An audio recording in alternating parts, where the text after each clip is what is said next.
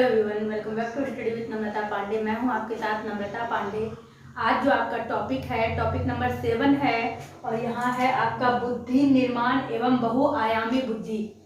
CTET में actually CDP में आपको 30 नंबर का आंसर देना होता है। उस 30 नंबर में आपको टोटल 23 टॉपिक से ही पूछा जाता है। 23 टॉपिक के अलावा कोई 24वां टॉपिक नहीं है। मैं आपको लगभग सभी वीडियो में इस चीज़ से वाकिफ कराती हूँ ताकि आप लोग कंफ्यूज ना हो। यूट्यूब पे आपको इतना मिल जाएगा सीडीपी का क्लास जिसमें आपको लगेगा क्या पढ़ना है क्या नहीं, लेकिन सीडीपी में बहुत कुछ पढ़ना होता है। जब आपने बीएड किया होगा तो आपको पता होगा, एक मोटा किताब ही आपने बाल विकास एवं शिक्षा शास्त्र में कंप्लीट किया है, लेकिन सीटेट में हमें उतना नहीं पढ़ना होता है। जैसे कि आज का टॉपिक अगर बुद्धि निर्माण है तो बुद्धि भी अगर आप डिटेल में जाएंगे तो एक दो या इक्का दुक्का गिने चुने मनोवैज्ञानिक नहीं है, बहुत सारे मनोवैज्ञानिक हैं जिन्होंने अपनी अपनी राय अपना अपना तर्क दिया है। तो हमें उतना डीपली में नहीं जाना होता है। मैं जो टॉपिक आपको कवर करवा रही हूँ, जो बता रही हूँ, उस तरह के टॉपिक हैं, उस तरह के पॉइंट उसमें होते हैं जो अब तक में पूछा गया है। क्योंकि जो टॉपिक मैं कवर करवा देती हूँ आप लोगों को, उसके अगले दिन यानी अगले क्लास में फिर उससे जुड़ा हुआ सभी प्रश्न की किस प्रकार अब तक पूछा गया है ये मैं आप लोगों को प्रोवाइड करवाती हूँ। जो पुराने हैं उनको पता है और जो नए हैं वो चैनल सब्सक्राइब कर लीजिए, प्लेलिस्ट चेक कर लीजिए, एक बार वीडियो का डिस्क्रिप्शन बॉक्स चेक करिए, आपको टोटल मिल जाएगा कौन कौन सा टॉपिक पढ़ना है। और मैंने टोटल 6 टॉपिक कंप्लीट करवाया है। पिछला जो टॉपिक था आपका बाल केंद्रित शिक्षा एवं प्रगतिशील शिक्षा था, यानी कि child centred education and progressive education, उसको मैंने 2 भागों में बताया था। क्योंकि जल्दी जल्दी में एक वीडियो में सारा टॉपिक कवर नहीं हो सकता है। मैं बिल्कुल समझा कर बताती हूँ, लेकिन फिर भी समय लेकर बताती हूँ। तो बाल केंद्रित शिक्षा क्या था उसको आपने डिटेल में समझ लिया कि आजकल की जो शिक्षा है वो बालक पर केंद्रित हो, बालक की रुचि और आपका प्रयास। प्रगतिशील शिक्षा भी आपने देख लिया था कि क्या था, उसमें किनका योगदान था, प्रगतिशील शिक्षा किस प्रकार से है। पिछले वीडियो में शायद मैंने ये बता दिया है कि शिक्षा के अधिकार का जो अधिनियम था, जिसका जो संशोधन हुआ था 2002 में, उसका 66वां संशोधन हुआ था और वो 21A भाग 3 के तहत हुआ था, अनुच्छेद 21A। शायद मैंने 25A बोल दिया है। तो जब पिछला वीडियो आप देखिएगा तो अगर मान लीजिए आपको कमेंट्स भी कुछ करना है तो जैसे ही कमेंट बॉक्स खोलिएगा तो उसमें मैंने उसको सुधार कर दिया, यानी कि आपको कमेंट्स करने के पहले मेरा कमेंट्स आपको दिखेगा जिसमें मैंने लिख दिया है कि 25A नहीं बल्कि 21A होगा।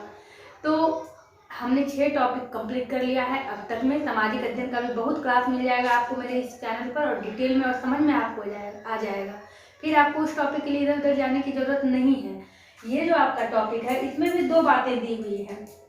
इसमें भी है बुद्धि निर्माण और बहुआयामी बुद्धि, यानी बुद्धि का निर्माण, कंस्ट्रक्ट ऑफ इंटेलिजेंस, और बहुआयामी यानी कि मल्टी डायमेंशनल इंटेलिजेंस। बहुआयाम यानी कि कितना बहुआयाम, यानी विभिन्न तरीके का बुद्धि के प्रकार, बहुआयाम, बहुत तरह की बुद्धि है। तो हम क्या इसमें करेंगे, हमें चाहे वीडियो बड़ा हो या छोटा हो इसको ध्यान में नहीं रखना है। ध्यान ये देना है कि हम समझ क्या रहे हैं, हमसे एग्जाम में क्या पूछा जाएगा उसको फोकस करते हुए देखेंगे। तो आज हम सिर्फ बुद्धि निर्माण को ही कवर करेंगे, यानी कि कंस्ट्रक्ट ऑफ इंटेलिजेंस, बहुआयामी बुद्धि को अगले क्लास में देख लेंगे। और 2 क्लास कंप्लीट होने के बाद फिर जिस तरह से प्रश्न उत्तर लेकर आते हैं, चाहे 20 हो, 25 हो, 30 हो, कि किस तरह से पूछा जाता है, तो वो इतना यूजफुल आपके लिए, अगर मान लीजिए कम ही स्टूडेंट क्लास देख रहे हैं लेकिन जो देख रहे हैं उनको काफ़ी फायदा है। तो ये आपको देखना है कि बुद्धि निर्माण क्या है। तो बुद्धि क्या होता है, बुद्धि के बारे में हम लोग जानते हैं कि जिससे हम लोग किसी भी समस्या का समाधान कर सकते हैं वो है हमारी बुद्धि। हमारे पास अगर इंटेलिजेंस है, हमारे पास अगर बुद्धि है तो किसी भी समस्या का समाधान हम लोग कर सकते हैं, इसे कहते हैं बुद्धि। इस टॉपिक पर अलग अलग मनोवैज्ञानिक ने अपनी अलग अलग प्रतिक्रिया दी है। और सीटेट में जो पूछा जाने वाला महत्वपूर्ण बिंदु है कि सिद्धांत, एक कारक, बुद्धि का एक कारक सिद्धांत किसने दिया है, द्विकारक सिद्धांत किसने दिया है, त्रिकारक सिद्धांत किसने दिया है बुद्धि का। तो इसमें से 7-8 ऐसे पॉइंट हैं कि कौन सा सिद्धांत किसने दिया है, किस सिद्धांत के विरोध में किसने सिद्धांत दिया है, ये सारे महत्वपूर्ण बिंदु हैं। ये बुद्धि निर्माण है, तो उसको भी हम लोग अभी देखेंगे और समझेंगे किस मनोवैज्ञानिक ने क्या कहा है। सबसे पहले हम लोग अपनी भाषा में समझ लेते हैं। हम लोग पहले बुद्धि का परिभाषा समझते हैं कि बुद्धि वो प्रतिभा है, बुद्धि वो ज्ञान है जो कि हमारे व्यवहार में दिखता है। अगर हमारे पास बुद्धि है, हमारे पास कौशल है, इंटेलिजेंस है, तो हमारे व्यवहार में वो दिखता है। समाज में भी लोग देखते हैं हाँ इसे बुद्धि है। यानी कि आप कह सकते हैं बुद्धि वह शक्ति है जो हमारी समस्याओं के समाधान करने में या हमारे उद्देश्य को प्राप्त करने में हमें सक्षम बनाती है। हमने अगर कोई उद्देश्य रखा है कि मान लीजिए मैं सीटेट निकाल कर टीचर बनूंगा या बनूंगी, तो सीटेट निकालने के लिए उसके एक एक बिंदु को समझने के लिए हमारे अंदर बुद्धि होनी चाहिए। तो हमने अपने भाषा में समझा कि बुद्धि वह शक्ति है जिसके प्रयोग से हम अपने किसी भी तरह की समस्याओं का समाधान कर सकते हैं या अपने किसी भी उद्देश्य की प्राप्ति कर सकते हैं। अब पहला हम समझेंगे L.M. टर्मन ने क्या कहा है। एक एक करके सभी मनोवैज्ञानिक के बारे में समझेंगे। 2-4 मनोवैज्ञानिक का नाम इसमें महत्वपूर्ण है जो कि आपको समझना जरूरी है। तो L.M. टर्मन ने कहा है कि बुद्धि अमूर्त विचारों के संदर्भ में सोचने की योग्यता है। बुद्धि अमूर्त विचारों, अभी मैं मूर्त और अमूर्त को भी क्लियर करूंगी। बुद्धि अमूर्त विचारों के संदर्भ में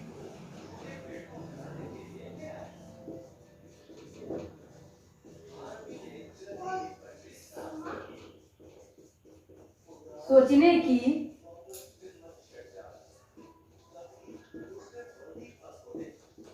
योग्यता है। देखिए अभी मैं आपको ये नहीं कहूंगी कि आपको इस तरह से कोटेशन देकर पूछा जाएगा किसने कहा है बुद्धि अमूर्त विचारों के संदर्भ में सोचने की योग्यता है, क्योंकि किस तरह से प्रश्न पूछे जाते हैं उसका सामना आपको अगले क्लास में हो जाएगा जैसे ये टॉपिक कंप्लीट होगा।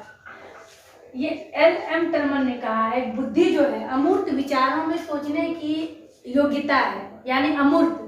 अब थोड़ा सा हम लोग यहाँ पर समझेंगे मूर्त क्या है और अमूर्त क्या है। मूर्त और अमूर्त बिल्कुल ये बच्चों की भाषा में इसको हम लोग समझ लेंगे और इसको कभी नहीं भूल पाएंगे। मूर्त वो हुआ जिसे हम छू सकते हैं, जिसे हम देख सकते हैं। महसूस करने की यहाँ बात नहीं है, जिसको अब्स्ट्रैक्ट कहते हैं यानी महसूस करना, ये हो गया आपका अमूर्त। एक बच्चों का उदाहरण लीजिए, आपके अगल बगल अभी आप बैठे हैं, आपके अगल बगल मान लीजिए कुर्सी रखा है, मान लीजिए आपके अगल बगल मेज रखा है, आपके पास अभी बुक रखा है, ये सभी है मूर्त जिसको कि आप देख सकते हैं, जिसको कि आप छू सकते हैं। लेकिन अमूर्त जो है ये एक प्रकार का चिंतन है जिसे आप सिर्फ सोच सकते हैं या फिर महसूस कर सकते हैं। जैसे कि हवा को आप महसूस कर सकते हैं लेकिन हवा को आप छू नहीं सकते हैं, देख नहीं सकते हैं। कहीं कहीं पर आपको अमूर्त का उदाहरण मिलेगा कि आप देख भी सकते हैं लेकिन छू नहीं सकते हैं। अमूर्त ऐसा भी होता है कि आप देख सकते हैं लेकिन छू नहीं सकते हैं। मान लीजिए आपके मन में विचार आ रहा है मैं चांद पर जाऊं, आपने चांद मन में लाया तो चांद आप देख सकते हैं लेकिन वो उसे आप छू नहीं सकते हैं, तो वो अमूर्त की गिनती में ही हुआ। तो अमूर्त चिंतन हुआ कि आप कल्पना कर रहे हैं कि मैं मेहनत कर रहा हूँ, मैं मेहनत करूँगा, मैं मेहनत करूँगा, मैं इस तरह से आगे बढ़ूंगा तो फिर मैं किसी बड़े पोस्ट पर जाऊँगा, मैं ये बन सकता हूँ, वो बन सकता हूँ, यानी कि आप अमूर्त चिंतन कर रहे हैं। और कोई अमूर्त चिंतन पॉजिटिव भी होता है, निगेटिव भी होता है। लोग नकारात्मक भी सोचता है कल जाके मैं उसका मर्डर कर दूंगा, तो अमूर्त चिंतन। अब जो ये सोच रहा है मैं मर्डर कर दूंगा, तो हाँ ये अमूर्त चिंतन वो कर रहा है लेकिन चिंतन उसका सही मायने में सफल नहीं है, क्योंकि उसके पास बुद्धि नहीं है। जिसके पास बुद्धि नहीं होगी या जिसके बुद्धि का विकास नहीं होगा उसी के दिमाग में नकारात्मकता घर करता है, अपनी जगह बनाता है। तो आप जब चिंतन कर रहे हैं और अच्छा चिंतन आप कर रहे हैं, अमूर्त चिंतन आप कर सकते हैं, तो ये L.M. टर्मन ने कहा है बुद्धि अमूर्त विचारों के संदर्भ में सोचने की योग्यता है। अगर हम अमूर्त विचार मन में लाकर कुछ सोच रहे हैं बिना देखकर, तो मैं कुर्सी को देख रही हूँ, मैं इसमें कह सकती हूँ कि इसमें 4 पैर है, इसमें एक इस तरह से सिटिंग टेबल बना हुआ है, इसमें 4 पैर है, तो देख कर चिंतन करना कोई बड़ी बात नहीं है, L.M. टर्मन का कहना है। और जब आप आगे बढ़ेंगे तो आप देखेंगे कई मनोवैज्ञानिक ने इनकी बातों को काटा है। एक मनोवैज्ञानिक ने दूसरे मनोवैज्ञानिक की बातों को काटा है और कुछ मनोवैज्ञानिक की बातों को आगे बढ़ाया है, उन्हें सहमति दी है। तो ये L.M. टर्मन का कहना है जो चीज़ मैं देखकर उस पर चिंतन कर रहा हूँ उसमें बुद्धि क्या कहेंगे, सामने में तो दिखा हुआ है, सामने में रखा है, मैं उसको देखकर बोल रहा हूँ, कोई भी बोल सकता है। तो इसे योग्यता न कहकर उन्होंने अमूर्त विचारों के संदर्भ में सोचने की योग्यता को बुद्धि कहा है। अब हम दूसरे मनोवैज्ञानिक के बारे में देखेंगे।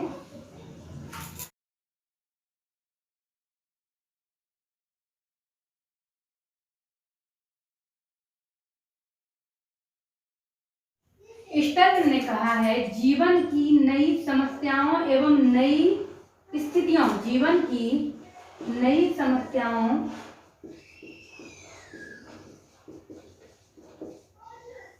एवं नई स्थितियों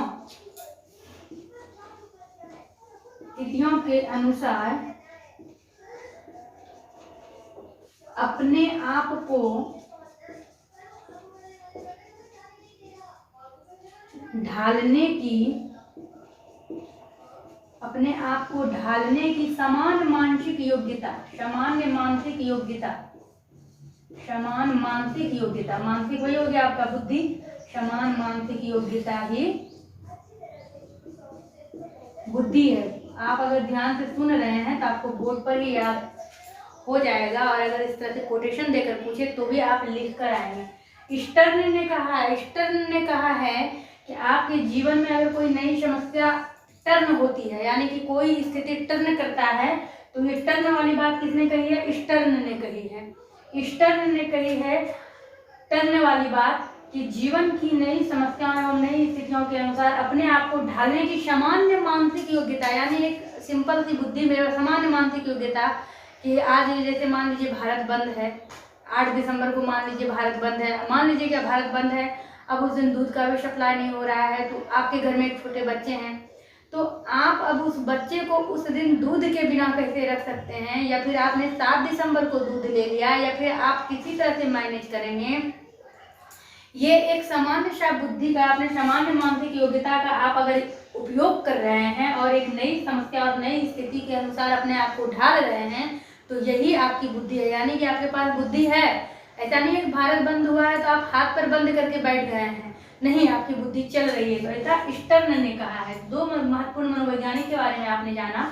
अब देखेंगे कई मनोवैज्ञानिक हैं जिन्होंने बुद्धि के बारे में अपने विभिन्न विचार दिए हैं। कई ऐसे मनोवैज्ञानिक, अभी तो हमने 2 मनोवैज्ञानिक के बारे में देखा, क्योंकि मुख्य रूप से इस 2 मनोवैज्ञानिक की चर्चा होती है। हालांकि थॉर्नडाइक की भी चर्चा है, गिलफोर्ड की भी चर्चा है, बिने की चर्चा है, और ये जो टर्मन और स्टर्न है, इन दोनों ने ही बिने की बात को बढ़ाया था। इसको हम लोग आगे देखेंगे।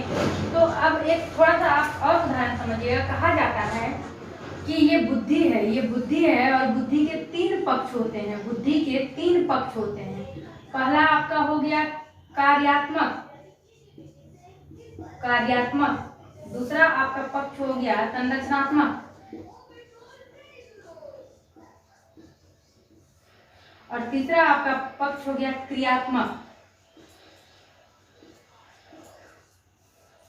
अब आप समझ सकते हैं जो बुद्धि के 3 प्रमुख पक्ष हैं। कार्यात्मक, आपके पास अगर बुद्धि है वो आपके कार्य में दिख सकता है। आपने किस काम को अंजाम दिया वो आपके काम में दिख सकता है।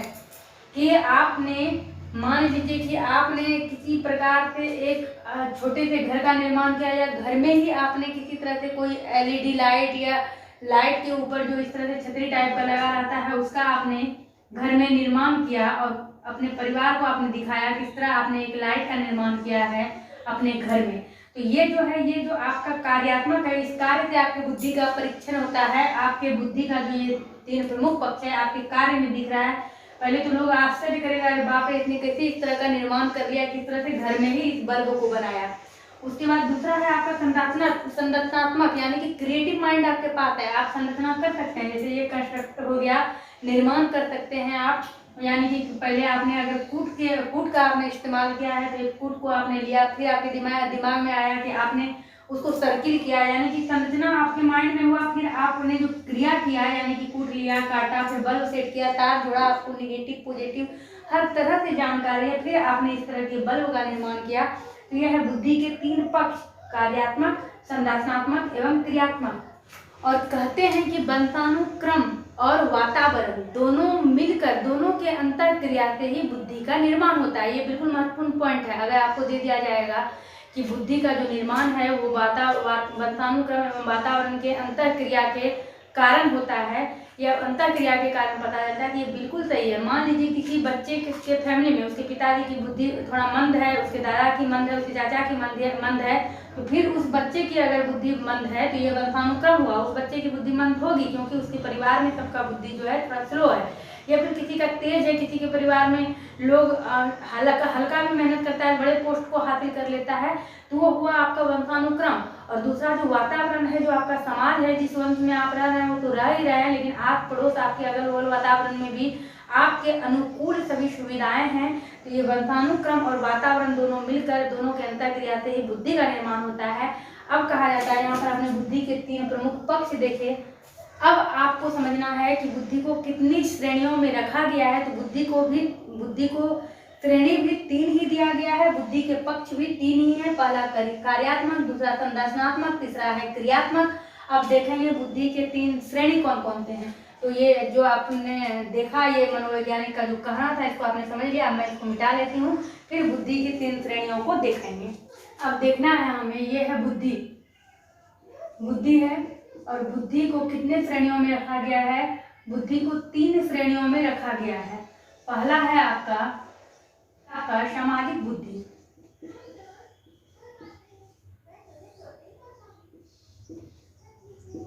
सामाजिक बुद्धि। दूसरे नंबर पर है आपका स्थूल बुद्धि।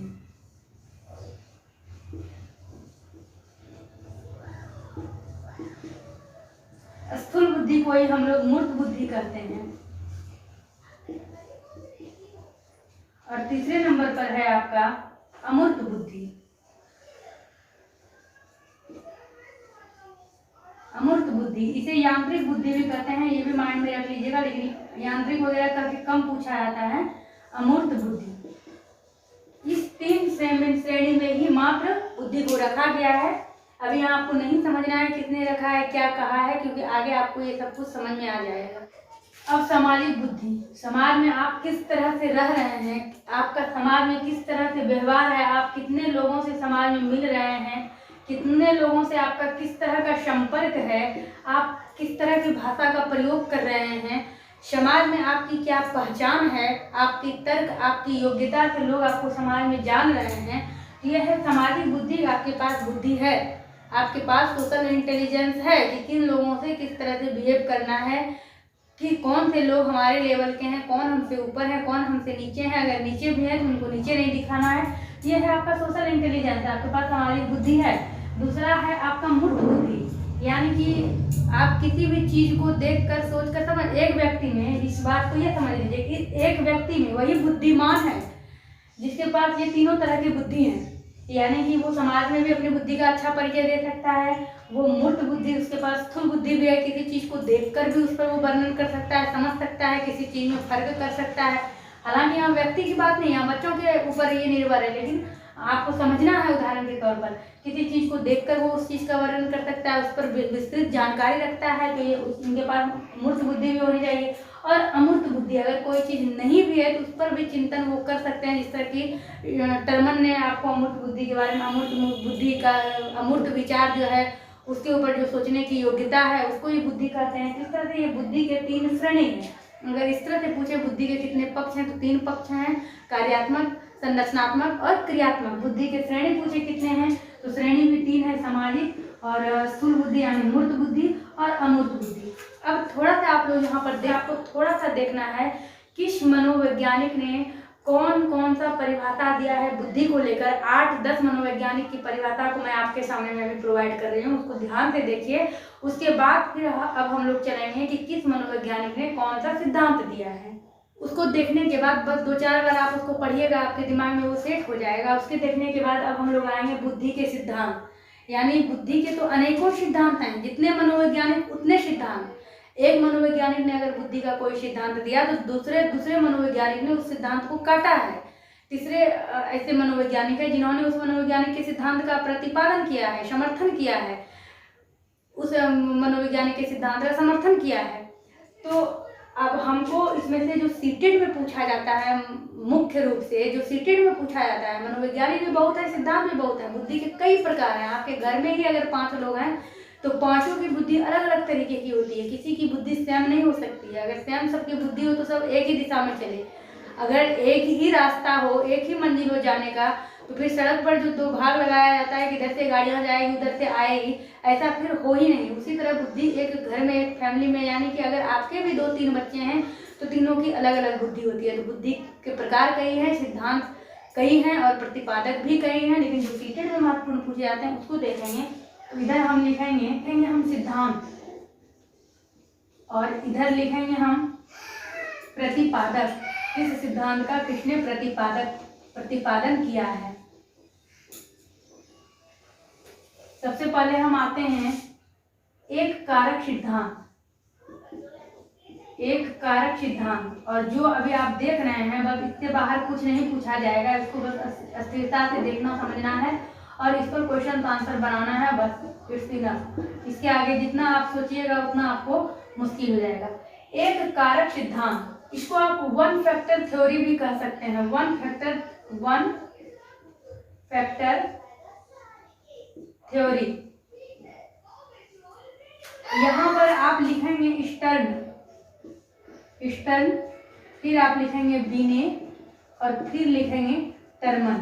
हुआ क्या था, ये एक कारक सिद्धांत, यानी कि बुद्धि एक अविभाज्य इकाई है, यानी कि भाज्य अविभाज्य आप मैथ में पढ़े हैं कि जो खुद से ही कर सकता है, बुद्धि का कोई तोड़ ही नहीं है, बुद्धि का कोई प्रकार नहीं है, ऐसा स्टर्न ने इस बात को कहा था। यानी कि एक कारक सिद्धांत का प्रतिपादन करने वाले थे मेन रूप से ये स्टर्न, लेकिन इनके इस विचारों को, इनके इस बातों को आगे बढ़ाने वाले थे बीने और टर्मन। इन्होंने इनके बुद्धि का समर्थन किया और इस बात को आगे बढ़ाया कि सच में बुद्धि अविभाज्य इकाई है। यानी कि एक, अगर आपसे इससे तोड़कर सवाल पूछे एक कारक सिद्धांत के प्रतिपादक कौन है, तो प्रतिपादक है स्टर्न। ये बीने और टर्मन प्रतिपादक नहीं है, बल्कि बीने और टर्मन ने इस सिद्धांत को या इस बात को आगे बढ़ाया। और अगर पूछे एक कारक सिद्धांत को आगे बढ़ाने का काम किस मनोवैज्ञानिक ने किया था, तो बीने और टर्मन थी। उसके बाद हम लोग आते हैं द्विकारक सिद्धांत।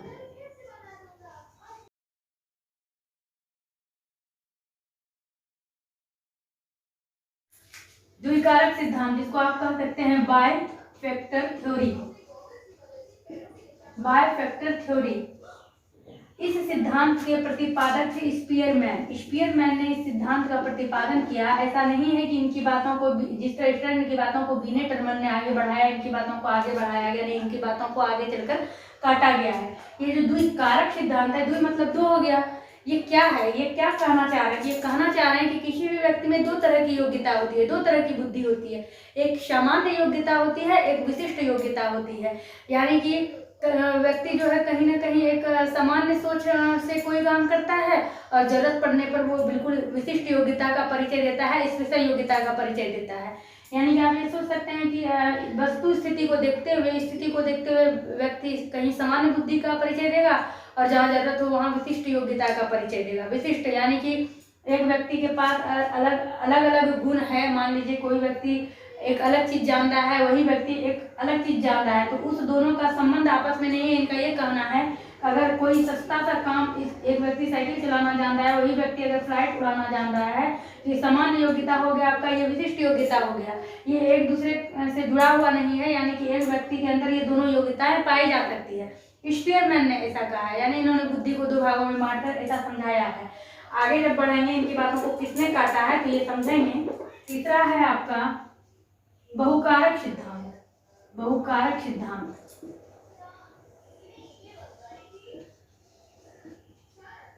यानी कि इसको आप कह सकते हैं मल्टी फैक्टर थ्योरी।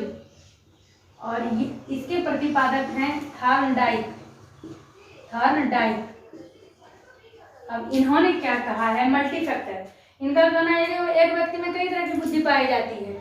ये बात है कि एक व्यक्ति हर तरह का काम कर सकता है। अगर वो साइकिल चला रहा है तो फ्लाइट भी उड़ा सकता है। अगर उसने सोच लिया है मुझे ये भी करना है, मुझे वो भी करना है, उसकी बात है। वो बुद्धि जो है स्वतंत्र है, वो कुछ भी सीख सकता है।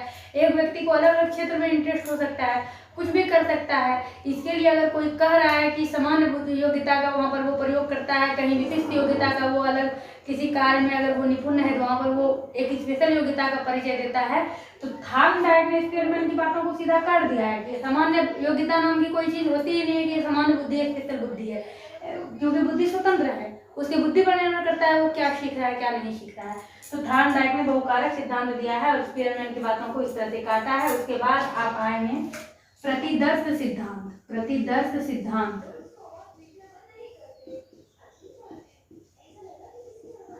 यानी सैंपल थ्योरी।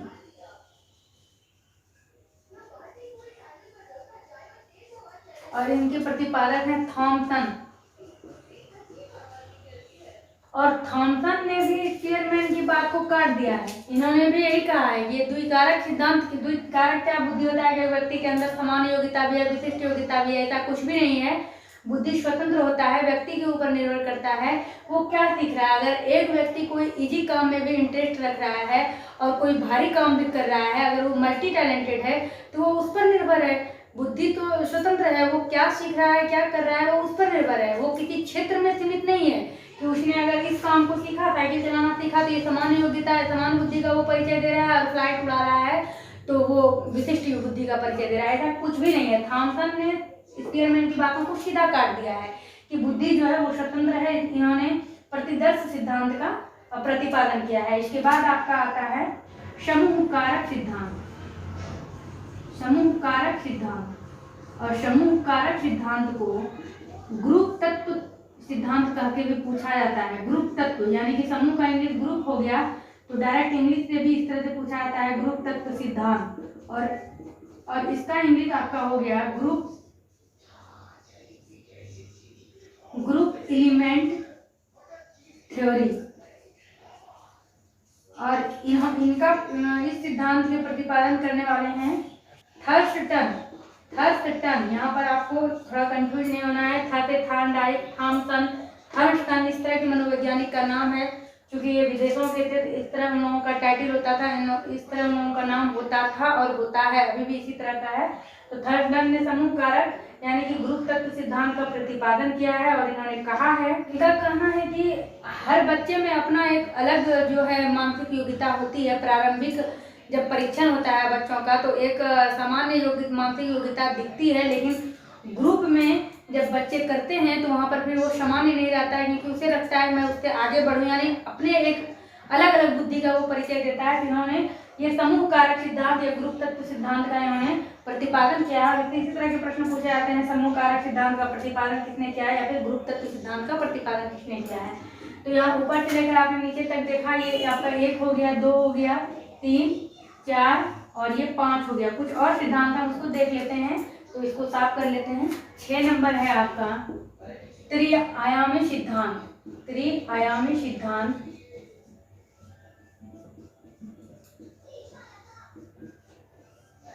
इसे पदानुक्रमिक सिद्धांत भी कहा जाता है।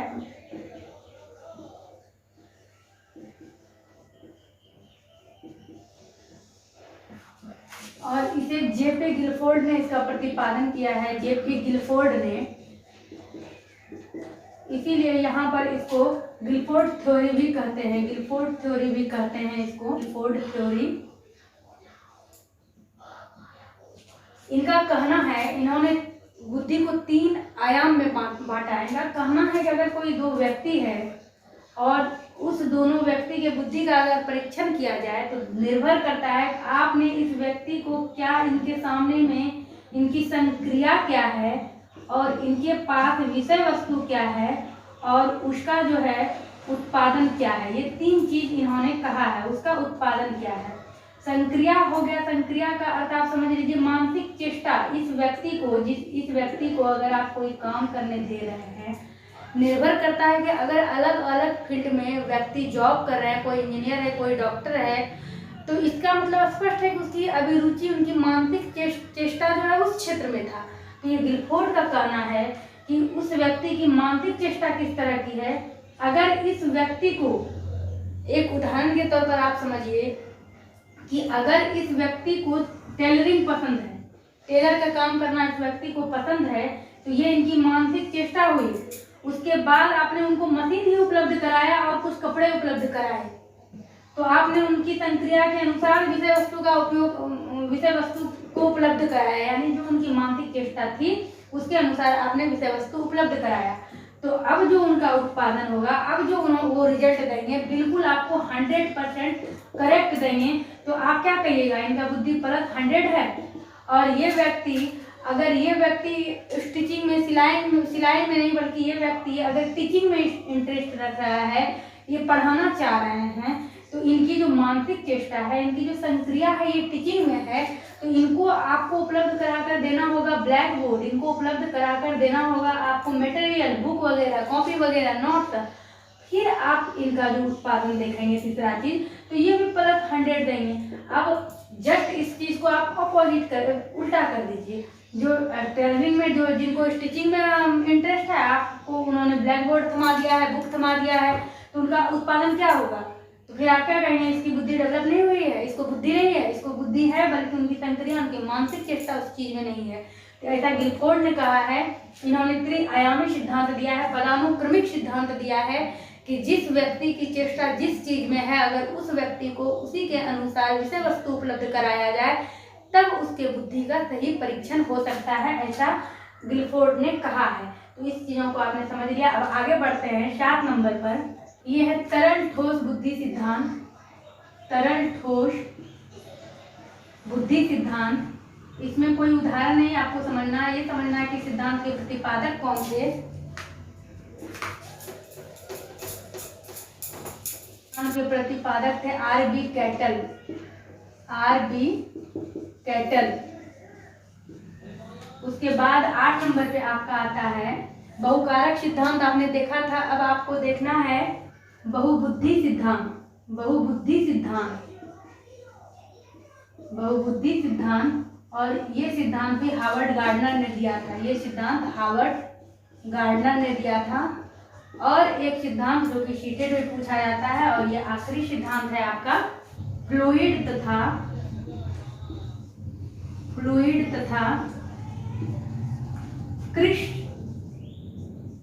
क्रिस्टलाइज्ड सिद्धांत। क्रिस्टलाइज्ड सिद्धांत,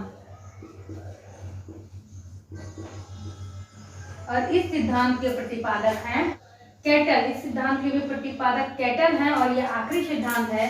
फ्लूइड का मतलब आप समझ लीजिएगा कि ये कहना चाहते हैं कैटल कि ये वंशानुक्रम पर आधारित होता है बुद्धि। वंशानुक्रम पर आधारित होता है बुद्धि फ्लूइड सिद्धांत के अनुसार, ये कैटल कह रहे हैं। और क्रिस्टलाइट सिद्धांत के अनुसार कैटल कह रहे हैं कि वातावरण पर भी निर्भर करता है बुद्धि का निर्माण, कि किस तरह के बच्चे की किस तरह की बुद्धि है।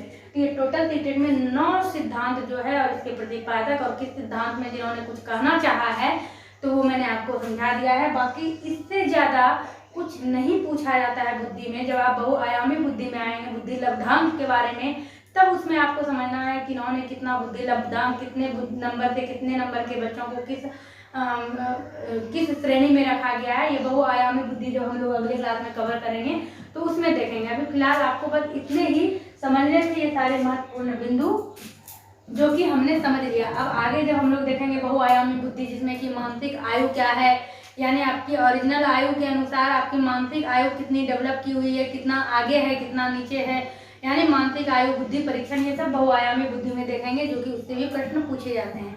तो उम्मीद करते हैं आपको ये समझ में आया होगा। समझ में आए तो वीडियो लाइक करिएगा, कमेंट से अपनी प्रतिक्रिया दीजिएगा। चैनल पर नए हैं, चैनल सब्सक्राइब करिएगा। मिलती हूँ मैं आपसे अपने अगले वीडियो में। बने रहिए इस चैनल के साथ।